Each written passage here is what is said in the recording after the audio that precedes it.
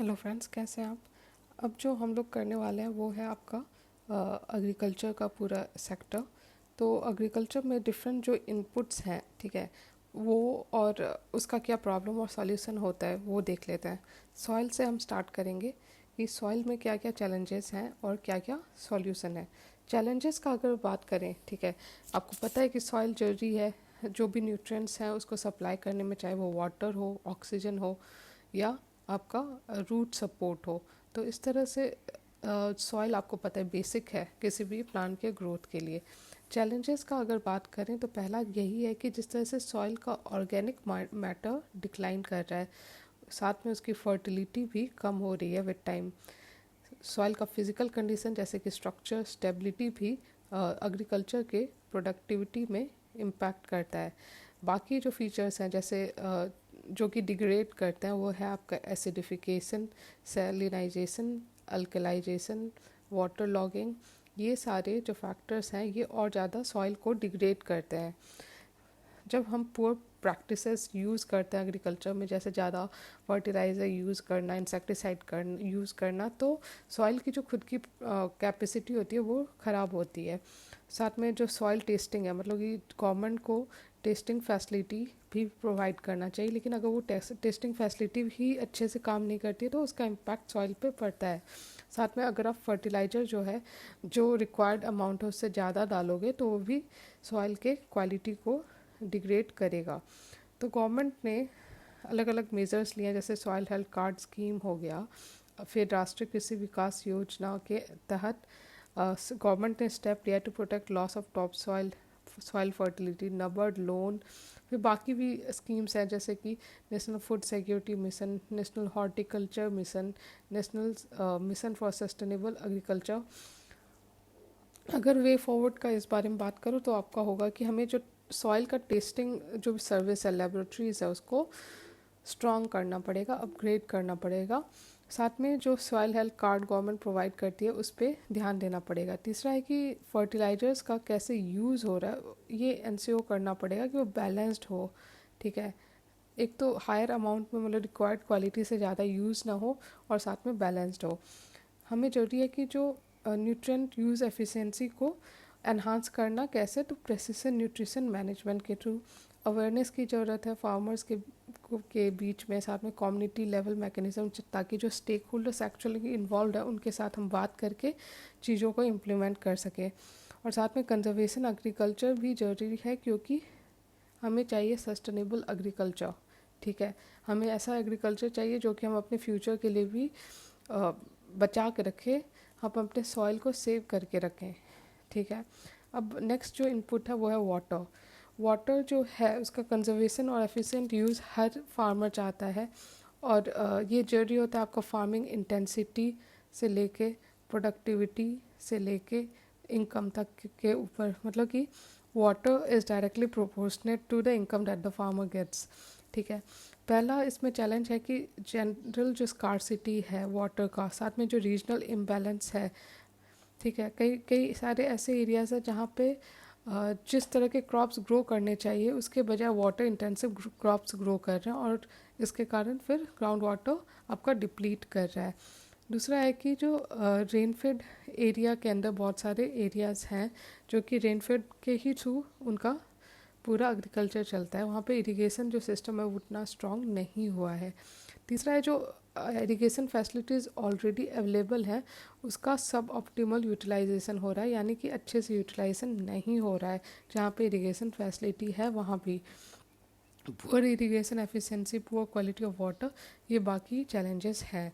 Government ने steps लिए हैं जैसे प्रधानमंत्री कृषि सिंचाई योजना, साथ में आपका मनरेगा के अंदर भी आपका स्मॉल इरिगेशन इंफ्रास्ट्रक्चर लेने का आपका पॉइंट है। उसके बाद राष्ट्रीय कृषि विकास योजना, अटल भूजल योजना, ये सारे आपके स्कीम्स हैं जो गवर्नमेंट ली है। अगर वे फॉरवर्ड के बारे में बात करो तो हमें ग्राउंड वाटर को रिप्लीट करने की ज़रूरत है, ना कि डिप्लीट करने की ज़रूरत है। हमें ज़रूरत है कि जो भी वाटर, वेस्ट वाटर भी होता है, उसको रिसाइकिल करें, ठीक है। और नॉर्थ ईस्ट रीजन की कैपेसिटी को भी हमें इंक्रीज़ करना होगा, वहाँ पे इरिगेशन देना पड़ेगा, क्योंकि नॉर्थ ईस्ट इंडिया जो है वो बहुत ज़्यादा रिच है खुद में। तो इसलिए अगर रिक्वायर्ड इरिगेशन और जो रिसोर्सेज रिक्वायर्ड है वो दे तो ये पूरा एरिया हॉर्टिकल्चर के लिए एक अच्छा बेड बन सकता है। नेक्स्ट आपका कंजर्वेशन एग्रीकल्चर या फिर ऑर्गेनिक फार्मिंग जैसे टेक्निक यूज़ करना, crop alignment, diversification according to the agro climate status, आपका बाकी ये पॉइंट्स है। ठीक है, अब जो नेक्स्ट आपका इनपुट है वो सीड। सीड जो है आपको पता है अगर क्वालिटी सीड नहीं होगा तब जो उसका आउटपुट होगा ऑफ कोर्स वो इन्फीरियर क्वालिटी का होगा।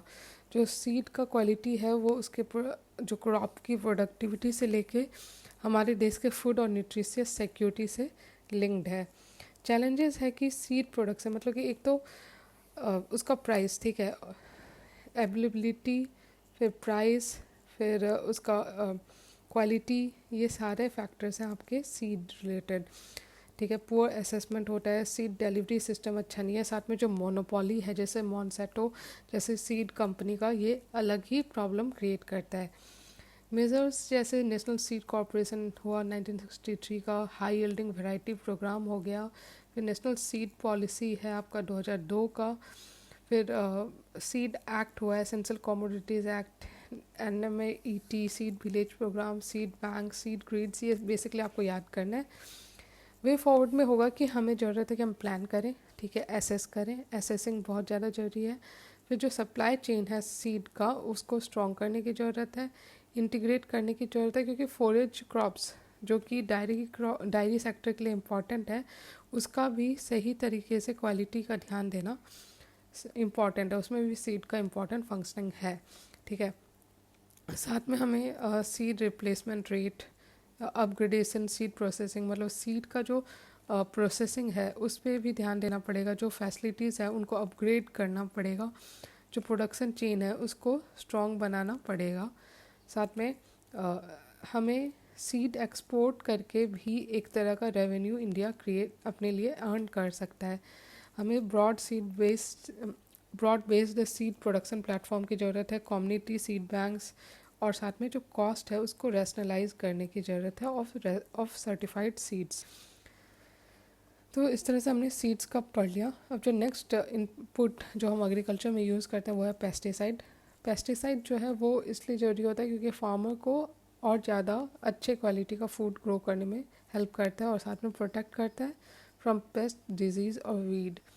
पेस्ट, डिजीज़ और वीड, ये तीन चीज़ है जिससे वो प्रोटेक्ट करता है, प्रोडक्टिविटी बढ़ता है इसके कारण, और जो मैक्सिमाइज बेनिफिट होता है मतलब कि जो भी इनपुट्स क्रॉप में डाले जा रहे हैं उसका मैक्सिमम हम आउटपुट निकाल सकते हैं। चैलेंजेस का बात करें तो पहला तो जो क्वालिटी है पेस्टिसाइड का वो सही क्वालिटी नहीं मिलता कई बार, साथ में जो जिस रेट पे, ठीक है, जिस बैलेंस तरीके से पेस्टिसाइड को अप्लाई करना चाहिए उस बैलेंस को नहीं रखा जाता, और इसके कारण जो कंज्यूमर प्रोडक्ट कंज्यूम करता है वो बहुत ज़्यादा पेस्टिसाइड्स उसमें लगे हुए होते हैं। तीसरा है कि इंटीग्रेटेड पेस्ट मैनेजमेंट की तरफ हमें देखना चाहिए जिसमें कि आपका बायो पेस्टिसाइड यूज़ होगा जो कि ज़्यादा सस्टेनेबल वे ऑफ एग्रीकल्चर है। अनरेगुलेटेड प्राइस ऑफ पेस्टिसाइड एक अलग आपका सरदर्द है, चैलेंज है इस बारे में। मेजर्स हैं जैसे इंसेक्टिसाइड्स एक्ट, फिर pesticide residue eight national level, sensitization of farmers, जो स्कीम्स हैं जैसे कि परंपरागत कृषि विकास योजना जो कि आपका ऑर्गेनिक फर्टिलाइजर्स की तरफ ज़्यादा पुश करता है, फार्मर्स को मोटिवेट करता है उनको यूज़ करने के लिए। साथ में जो रिसर्च ऑर्गेनाइजेशन है जैसे कि ICR हो गया, Indian council of agriculture research, या जो SAU हो गया, इन लोग को रिसर्च पे ध्यान देना चाहिए। अब फॉरवर्ड में वही होगा कि पहला चीज़ तो हमारा जो कंजम्पशन है पेस्टिसाइड का उसको कम करने की ज़रूरत है। दूसरा कि अवेयर एडुकेट, तो मतलब कि फार्मर को भी और साथ में जो कंज्यूमर्स है उसको भी ज़रूरत है कि हम करें of safe use of the pesticide. और साथ में decentralised production, mass multiplication, registration of pesticide, monitoring, surveillance, organic and environment friendly pesticides, ये सारे आपके वे फॉरवर्ड के पॉइंट हैं। मतलब कि हमें एनवायरनमेंट सस्टेनेबल बनाना है, जो सर्विलेंस करना है, ताकि कई बार होता है कि फेक पेस्टिसाइड बेचा जाता है जो कि फार्मर को ऑफ कोर्स एक तो कॉस्ट उनका लग जाता है, ऊपर से उन्हें रिटर्न भी नहीं होता।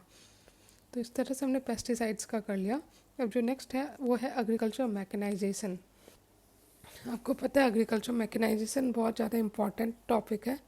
एग्रीकल्चर मैकेनाइजेशन के थ्रू क्या होता है कि जब मशीन यूज़ करते हैं तो एक तो आपका प्रोडक्टिविटी बढ़ रहा है, प्रोडक्शन बढ़ रहा है, और साथ में आपका जो एफर्ट है जो फार्मर्स की तरफ वो कम लगता है। आप ज़्यादा क्रॉप ग्रो कर सकते हो ऑन द सेम लैंड। इससे क्या होता है कि क्रॉपिंग इंटेंसिटी बढ़ता है और फार्मर का जो पूरा सिस्टम है, फार्मिंग का पूरा सिस्टम, वो और ज़्यादा कॉमर्शियली वाइबल है। लेकिन हमारे फार्मिंग सेक्टर में चैलेंजेस हैं, और जो कि मैकेनाइजेशन में ऐड ऑन करता है वो है कि हमारा जो फार्म है उसका साइज उतना बड़ा नहीं है कि हम वहाँ पे लार्ज मशीन यूज़ कर पाएँ, जैसा कि डेवलप कंट्रीज़ में होता है कि जो एरिया होता है वो बहुत लार्ज होता है, जो कि हमारे देश में नहीं है। दूसरा कि टोपोग्राफी जो है वो बहुत ज़्यादा हिली या मतलब कि प्लेन नहीं है, तो इसके कारण वहाँ पे मशीन यूज़ करना उतना इजी नहीं होता। साथ में मिक्स्ड क्रॉपिंग, इंटीग्रेटेड फार्मिंग, ये भी प्रॉब्लम्स हैं। फिर पावर या इंफ्रास्ट्रक्चर का कमी होना भी एक कारण है कि फार्मर यूज़ नहीं कर पाता मशीन्स को। सर्विसिंग फैसिलिटी नहीं है, मतलब कि कई बार क्या होता है कि फार्मर्स मशीन खरीद तो लेते हैं लेकिन उसमें कोई प्रॉब्लम होने से सर्विसिंग नहीं हो पाती या उसका वो ठीक नहीं हो पाता है। साथ में हमारे देश में सरप्लस, आपको पता है कि डिस्गाइज्ड जो अनएम्प्लॉयमेंट है वो सबसे ज़्यादा हमारे देश में है, तो सरप्लस लेबर जो है वो देखा गया है इन और एग्रीकल्चर सेक्टर, और इसके कारण मशीन का यूज़ जो है कहीं ना कहीं कम होता है हमारे देश में। फिनांस चाहिए, क्योंकि जब आप मशीन खरीद रहे हो तो वो कॉस्ट उसमें बहुत ज़्यादा होता है, और इसके कारण जो लो या मिडिल इनकम फार्मर्स हैं वो यूज़ नहीं कर पाते मशीन्स। मेजर्स जो हैं वो अलग अलग हैं, जैसे कि submission mission on agriculture mechanisation, land conservation department, custom hiring, hi tech hubs of high value machine, फिर सब्सिडी देना अंडर नबर्ड, ये सारे मेजर्स हैं। वे फॉरवर्ड में वही हुआ कि हमें जो इंजीनियरिंग इनपुट्स और हाई कैपेसिटी प्रेसिजन, मतलब कि एक तो हमें अपने जो रिक्वायरमेंट है, अपना जो टोपोग्राफी है, अपना जो पॉपुलेशन का रिक्वायरमेंट है, उस तरह की मशीन पे R&D करके ऐसे मशीन इजीली अवेलेबल बनाना पड़ेगा। और साथ में अगर कोई प्रॉब्लम हो तो उसके लिए स्टेप्स हो, उसके लिए सर्विसिंग की फैसिलिटी हो, रिपेयर होने की फैसिलिटी हो। साथ में agriculture machine banks district level पे, इंडिजिनस R&D, लेवरेजिंग टेक्नोलॉजी, ये सारे स्टेप्स हैं आपका जब आप मैकेनाइजेशन का बात करते हो।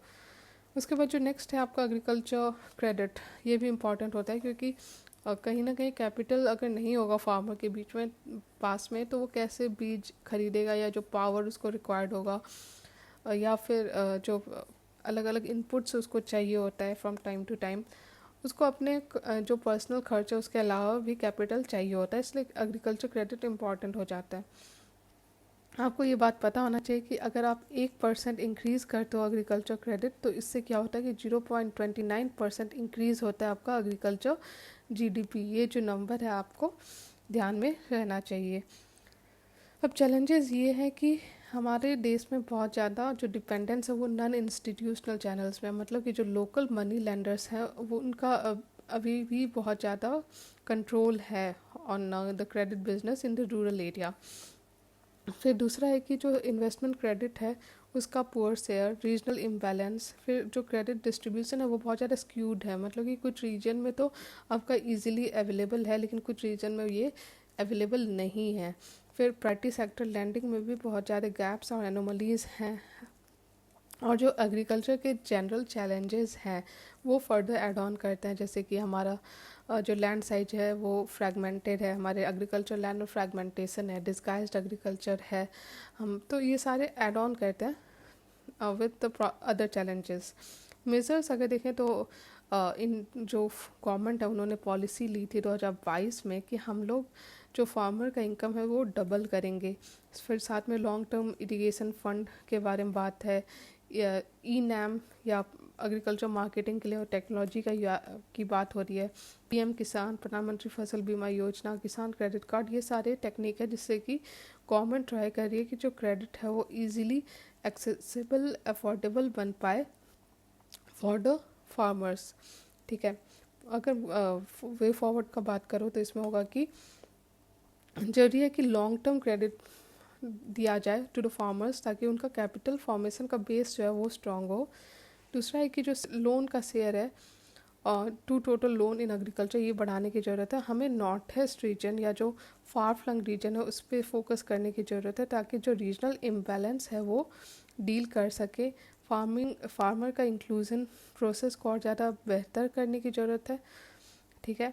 और साथ में agriculture collectives of farmer FPOs, देखिए जो ऑर्गेनाइजेशन है जैसे फार्मर प्रोड्यूसर ऑर्गेनाइजेशन, इससे क्या होता है कि एक तो इनको क्वालिटी इनपुट मिल पाता है और साथ में क्रेडिट भी इनके लिए ईजी हो पाती है। Infrastructure to access, training and scaling, ये सारे टेक्निक है जिससे कि जो एग्रीकल्चर मैकेनाइजेशन में प्रॉब्लम्स जो हो रहे हैं वो हैंडल किया जा सकता है। जो नेक्स्ट है आपका वो है एग्रीकल्चर मार्केटिंग। देखिए एग्रीकल्चर मार्केटिंग भी इम्पॉर्टेंट है क्योंकि कई बार क्या होता है कि फार्मर अच्छे प्रोडक्ट्स तो बनाता है, ठीक है, अच्छे जो प्रोडक्ट है वो ग्रो करता है, लेकिन उसकी मार्केटिंग नहीं हो पाती या फिर उसे मार्केटिंग इंटेलिजेंस नहीं मिलता कि किस तरह से डिमांड है मार्केट में, तो ये इसके कारण प्रॉब्लम क्रिएट होता है। एग्रीकल्चर मार्केटिंग जो है ये डिफाइन किया जाता है ऐसा कॉमर्शियल फंक्शन जिसमें कि ट्रांसफ़र किया जाता है agriculture products producer to consumer. इसमें 3 मेथड है जैसे ट्रेडिशनल, कोऑपरेटिव और emerging models of agriculture marketing.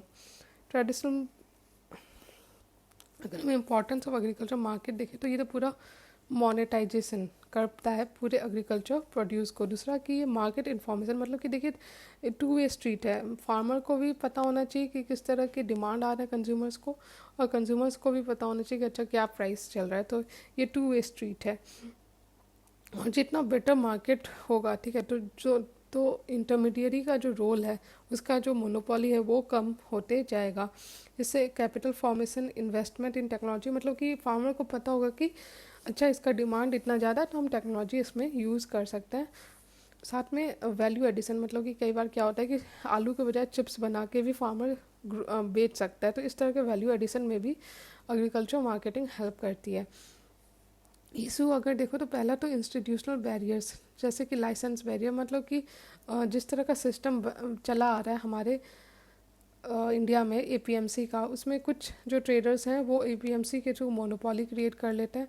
Intermediaries जो है वो फार्मर्स को एक्सप्लॉइट करते हैं, एक तरफ तो फार्मर्स को कम प्राइस में उनके प्रोडक्ट्स खरीद लेते हैं और कंज्यूमर्स को वही सेम प्रोडक्ट हाई प्राइस में बेचते हैं। दूसरा है कि इंफ्रास्ट्रक्चरल इशू, मतलब कि जो इंफ्रास्ट्रक्चर है वो स्ट्रॉन्ग नहीं है। तो एक तो कई बार क्या होता है कि फार्मर जितना डिमांड है उससे ज़्यादा प्रोड्यूस कर लेता है और उसके कारण उसको जो जितना उसने इन्वेस्ट किया उसका उतना रिटर्न नहीं हो पाता, इवन दो हार्वेस्ट अच्छा हुआ तब भी। और कई बार ऐसा होता है कि डिमांड तो है लेकिन फार्मर को पता नहीं है और इसलिए वो उस कारण वो प्रोड्यूस ही नहीं करता उस डिमांड वाले प्रोडक्ट को। उसके बाद जो चैलेंज है वो मार्केट इंफॉर्मेशन सिस्टम इशू। बाकी जो इशू है जैसे कि नेशनल इंटीग्रेशन, मार्केट का एब्सेंस होना, फिर large physical network of APMC, public investment, ये सारे आपके चैलेंजेस हैं। इफ़ेक्ट क्या होता है अगर रिफॉर्म नहीं लिया जाए गया इन सेक्टर्स में, तो एक तो मोनोपोली जो है वो चेक नहीं होगी, ठीक है, जो फार्मर और कंज्यूमर दोनों का राइट एक तरह से हनन हो रहा है क्योंकि इंटरमीडियरी कंट्रोल कर रही है कि क्या प्राइस फार्मर को मिलेगा और क्या प्राइस में मार्केट में जाएगा। और ये जब हम कहते हैं कि 1 नेशन 1 एग्री मार्केट, उसके अगेंस्ट जाता है अगर रिफॉर्म्स नहीं लिए गए तो। फिर हमें बेटर इन्वेंट्री मैनेजमेंट चाहिए, price discovery and realisation for farmers, ताकि उनको वो सही दाम पे अपना प्रोडक्ट बेच सकें, ठीक है, उनको जो रिक्वायर्ड इंफ्रास्ट्रक्चर है वो मिले ताकि वो अपने प्रोडक्ट को स्टोर कर सके, जैसे वेयर हाउस फैसिलिटी। एक तो उनको warehouse facility, transportation facility ये बेटर होने चाहिए उनके लिए। प्राइवेट सेक्टर पार्टिसिपेशन को बढ़ाना चाहिए। तो जो स्टेप्स और ले सकते हैं जैसे रिफॉर्म, पहला तो रिफॉर्म की ज़रूरत है APMC में ताकि जो फार्मर राइट्स हैं वो बेटर प्रोटेक्ट हो सकें, ठीक है। दूसरा कि नेशनल इंटीग्रेटेड मार्केट हम बना सकते हैं जो कि E-NAM के थ्रू हम सोच सकते हैं इस बारे में। दूसरा, फिर तीसरा कि प्रमोट कर सकते हैं इन्वेस्टमेंट इन मार्केट इंफ्रास्ट्रक्चर जैसे कि स्टोरेज का, फिर इंफ्रास्ट्रक्चर, फिर मूवमेंट का PPP मॉडल इसमें यूज़ कर सकते हैं। फिर robust information dissemination system, rationalisation of market fee, commission charge. बाकी रिफॉर्म है जैसे कि जो प्रोडक्ट है उसको ग्रेडिंग से क्या होता है कि आपको पता होगा कि कौन सा प्रोडक्ट हाई स्टैंडर्ड का है और कौन सा प्रोडक्ट लो स्टैंडर्ड का है, उस अनुसार आप ग्रेड कर सकते हो और फार्मर को उस अनुसार बेनिफिट हो सकता है। नहीं तो अगर वो हाई क्वालिटी भी प्रोडक्ट दे रहा है हाई स्टैंडर्ड का, तब भी उसे एक समान यूनिफॉर्म ही प्राइस मिलेगा, चाहे वो हाई ग्रेड हो या लो ग्रेड हो। तो इस तरह से हमने समझ लिया आपका ये टॉपिक। जो नेक्स्ट टॉपिक है वो है आपका फिनेंशियल सपोर्ट टू फार्मर्स। आपको पता है कि फिनेंशियल सपोर्ट भी उतना ही ज़्यादा इम्पॉर्टेंट है फार्मर्स के लिए, क्योंकि वो इनकम सपोर्ट देता है। क्योंकि फार्मर्स के अलग अलग रिक्वायरमेंट है, उसे एग्रीकल्चर के लिए कैपिटल चाहिए होता है, इनपुट के लिए कैपिटल चाहिए होता है, बिसाइड्स हिज ओन नीड्स। बाकी जो it supplements financial needs of farmers. जो डबलिंग फार्मर इनकम के बारे में बात करते हैं तो उसके लिए भी ये जरूरी है। तो बहुत सारे स्कीम्स लाए हैं गवर्नमेंट ने, जैसे कि सब्सिडी देना ऑन फर्टिलाइज़र, फिर ट्रांसपोर्ट एंड मार्केटिंग असिस्टेंस देना, FPOs मतलब farmer producing organisation, farmer connect portal, APEDA, MAPEDA, agri stack. ये आपका डिजिटाइजेशन का प्रूफ है कि किस तरह से एग्रीकल्चर में आप डिजिटल यूज़ कर रहे हो, लाइक लैंड रिकॉर्ड्स। फिर बाकी स्कीम्स है जैसे किसान क्रेडिट कार्ड, PM किसान, PM फसल बीमा योजना, PM आशा, PM किसान मानधन योजना, किसान सुविधा ऐप। ये सारे स्कीम्स आपको बस याद करना है। प्रॉब्लम्स क्या है? पहला तो है कि फार्मर का डिस्ट्रेस जिस तरह बढ़ रहा है, उसे एक तरफ तो कम इनकम हो रहा है और उसका जो कॉस्ट है ऑन पेस्टिसाइड से लेके ऑन द सीड्स वो बढ़ते जा रहा है, तो इस कारण फार्मर डिस्ट्रेस में जा रहा है। वो बहुत ज़्यादा उसको लोन लेना पड़ रहा है from different credit sources including the local money landers. जो लोकल मनी लैंडर्स है कई बार इसके थ्रू एक्सप्लॉइट करते हैं, कई बार सुसाइड्स कर लेते हैं फार्मर्स जस्ट बिकॉज उनका इनकम नहीं हो रहा है और उन पर डेप्ट बढ़ते जा रहा है। तो फार्मर डिस्ट्रेस देखा जा रहा है क्योंकि इनपुट कॉस्ट जो है वो बढ़ रहा है, प्रोडक्टिविटी कम है और इंडेप्टनेस बढ़ रहा है। जैसा मैंने कहा, साथ में कभी कभी मौसम सही नहीं होता, मानसून का सही नहीं होना भी फार्मर के लिए एक्स्ट्रा स्ट्रेस देता है उनको। तो ये सारे प्रॉब्लम्स हैं। दूसरा है कि फार्मर का जो डाटाबेस है वो भी स्ट्रांग नहीं है। मतलब कि क्या होता है कि कई बार जो रिच फार्मर्स हैं, बिग फार्मर्स हैं, वो तो फ़ायदा उठा लेते हैं गवर्नमेंट के स्कीम्स का, लेकिन जो एक्चुअल जिनको डिज़र्व होता है जैसे लो या मिडिल सेक्टर के फार्मर्स, उनके पास ये बेनिफिट नहीं पहुंच पाता। तो इसलिए ज़रूरी है कि जो डाटा है वो स्ट्रॉन्ग करें। तीसरा है कि फिनेंशियल रूम नहीं है, मतलब कि जो क्रेडिट सोर्स है उतना स्ट्रॉन्ग नहीं है। फिर बाकी जो प्रॉब्लम है वो है कि one size fit all approach. देखिए अलग अलग रीजन का अलग अलग नीड्स होता है और उस अनुसार हमें उनको प्रोवाइड करने की ज़रूरत है, लेकिन इतने बड़े इंडिया के लिए हम one size fit all approach रख रहे हैं किसान फॉर एग्रीकल्चर या in terms of policy, agriculture policies, जो कि बैकफायर करती है। फिर उसके बाद प्रॉब्लम है फार्मर के पास अवेयरनेस नहीं है, उनका dependence on non institutional source for credit, मतलब कि जो लोकल मनी लेंडर्स हैं और जो कि बहुत हाई रेट पे उनको लोन देते हैं और फिर वो उसके बाद एक्सप्लॉइट होते हैं। तो ये एक एक्स्ट्रा प्रॉब्लम है। अगर सॉल्यूशन का बात करूँ तो बात है कि हमें स्ट्रेंथन करने की ज़रूरत है इंस्टीट्यूशनल एंड डिजिटल इंफ्रास्ट्रक्चर। जो सब्सिडीज़ हैं ये ज़रूरी है कि हम नीडी फार्मर्स को दें, ना कि रिच फार्मर्स को, ठीक है। साथ में इरिगेशन फैसिलिटी, मतलब जो बेसिक इंफ्रास्ट्रक्चर है उस पर और ज़्यादा हमें इन्वेस्टमेंट करने की ज़रूरत है, चाहे वो इरिगेशन हो या वेयर हाउसिंग हो या कोल्ड स्टोरेज हो। साथ में हमें R&D पे भी उतना ही सपोर्ट करने की ज़रूरत है, बॉटम अप स्ट्रेटेजी की ज़रूरत है, अवेयरनेस क्रिएट करने की ज़रूरत है ताकि फार्मर्स को पता हो उनके राइट्स, जो पॉलिसीज़ है, जो सब्सिडी गवर्नमेंट दे रही है उसके बारे में।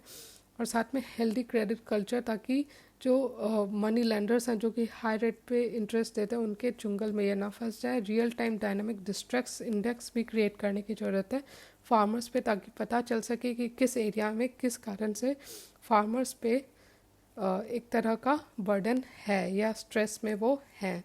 तो इस तरह से हमने जो बेसिक एग्रीकल्चर का इनपुट होता है वो कर लिया।